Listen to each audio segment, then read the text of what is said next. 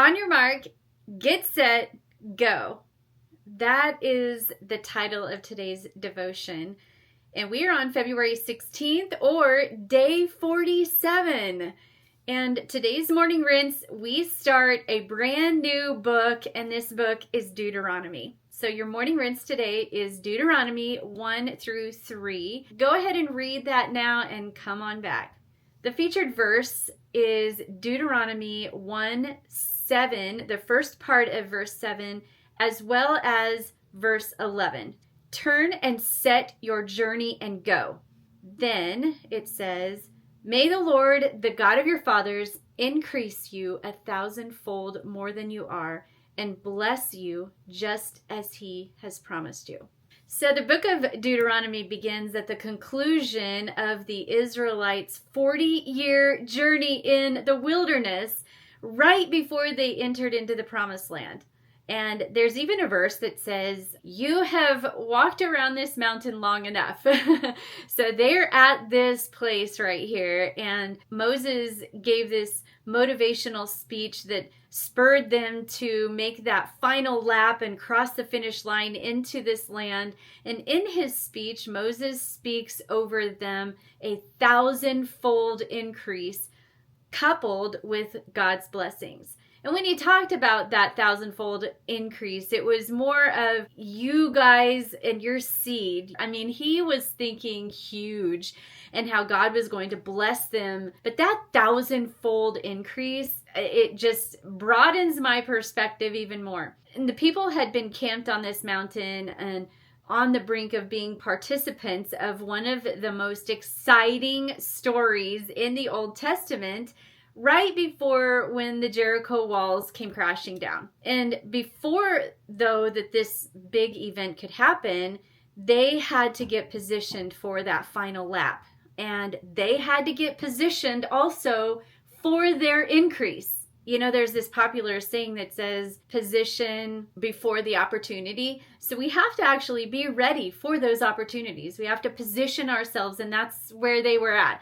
So Moses instructs them to get on their mark, get set, and go. They had to get focused. They had to get prepared to get off the mountain. They've been there forever.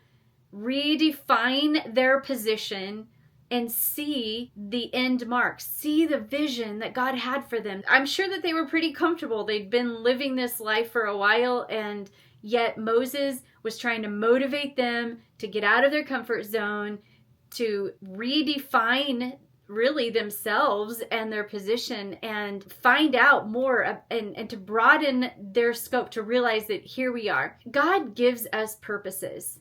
He gives us missions. He gives us direction.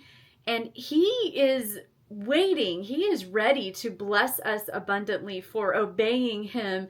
When he sees that and when we bring that into full fruition, he is ready to bless us, but we have to get off of our mountain. And as Moses was encouraging the people for what lay ahead, he told them of God's promise. They had to choose to follow God's leading, though, and obey him. I love the fact that God desires to increase us too, but we have a part to play in that increase. Well, during Moses' speech to the people, he shared 5 golden nuggets that helped get them positioned for their promised land. And we too can take on these nuggets. We can take on these nuggets as we position ourselves for our own 1,000-fold increase. And I am believing that as we grow in our faith, there are things that he wants us to have. He wants us to increase. He wants us to obtain, whether that's health increase, whether that's financial increases as well. But I am believing for 1,000-fold increase in whatever way God wants me to be increased in. So these 5 nuggets, I think, are super important. So if we're looking at our morning rinse and we see these 5 nuggets, let's look at them. In Deuteronomy 1 and 13, in his motivational speech, he talks about friends. So number 1, choose wise and discerning friends to help you along the way. Number 2, do not fear, but go up and possess. He says that to the people. Don't fear, but get ready. Go up and possess the land. Then number 3, the third golden nugget, is to create a plan with that wise counsel. Be focused. That's Deuteronomy 1:22. Number 4, don't focus on the negative parts of the journey. I mean, how many times do we have to be reminded that it's a mindset? Moses is even talking to the Israelites right then about their mindset in Deuteronomy 1:27. Do not focus on the negative parts of your journey, but focus on the positive side of things. If we focus so much on the negative, do you realize what that will do? I mean, if we talk about mindset and yet we're pointing fingers at everybody else and pointing out their negative things and, what other people did to us, that's going to bog us down. And so we have to focus on the positive things. So do not focus on the negative parts of the journey. Number 5, remember, attitude is everything. And that was Deuteronomy 1:34-36. So if you guys go back through and just want to recapture these 5 nuggets, start at Deuteronomy 1:13-36. Those 5 nuggets are embedded into that little short motivational speech from Moses. So choose wise and discerning friends. Do not fear, but go up and possess. Create a plan with wise counsel. Do not focus on the negative parts of our journey, and remember, attitude is everything. If we want God's best for our lives, we must not allow our attitudes to thwart our blessings. In these 5 nuggets that Moses is talking about, do you realize that there's attitude in every one of them? Let's look at number 1. Choose wise and discerning friends. If we choose wise and discerning friends, those people are going to inject good attitude into us. Number 2, do not fear, but go up and possess. That's all about attitude. Don't fear, but go up. See what God has for you. Stay on the course. Stay focused. I have a personal story. I remember when years and years ago when we were thinking about homeschooling. And for 2 years, I think I fought it. And I'm like, I don't know how. And I don't think that it's for me.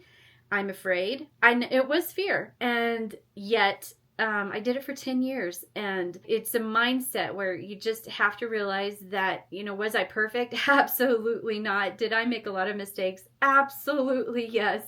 But are my kids okay today? Yes. I've got an oldest daughter who's now homeschooling her kids. And then I've got my youngest 2 are in college and doing great. So those things, what is it that God has for you? Don't fear. Then 3rd, create a plan with wise counsel. Again, attitude, keeping yourself focused. Number 4, do not focus on the negative parts of the journey. Again, attitude. Focus on the positive things. Even if there's something that's going wrong or somebody did something that hurt your feelings or whatever, focus on the positive side of things. And then 5, remember, attitude is everything. It's just amazing how that we can transform and revolution our lives by just our attitude. And also our attitude, if we focus on the negative things and we don't have wise counsel and we aren't Christ-centered and we aren't focusing on the things, our attitude can also thwart our lives. So we must not allow the attitude to thwart our blessings. Instead, may we get on our marks, get set for our 1,000-fold blessing, whatever that is, and go.